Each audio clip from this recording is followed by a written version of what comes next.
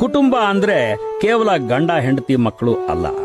ಅಪ್ಪ, ಅಮ್ಮ, ಅತ್ತೆ, ಮಾವ, ತಮ್ಮಂದ್ರು, ತಂಗೀರು, ನಾದಿನೀರು, ಓರ್ಗಿತ್ತೀರು, ಸೋದರ ಮಾವಂದ್ರು, ಚಿಕ್ಕಪ್ಪಂದ್ರು, ನಾವೆಲ್ಲ ಜನರಲ್ ಆಗಿ ಕರೆಯೋ ಕಸಿನ್ಸು, ದೂರದ ನೆಂಟರು, ಹತ್ತಿರದವರು, 10 ದಿವಸದವರು, ಇಷ್ಟಕ್ಕೂ ಇವರು ವರ್ಷೆಯಲ್ಲಿ ನಮಗೆ ಏನಾಗಬೇಕು ಅನ್ನೋದೇ ಸರಿಯಾಗಿ ಗೊತ್ತಾಗದಂತಹ ಸಂಬಂಧಿಗಳು, ಹೀಗೆ ಎಲ್ಲ ಸೇರಿ ಒಂದು ಕುಟುಂಬವಾಗುತ್ತೆ.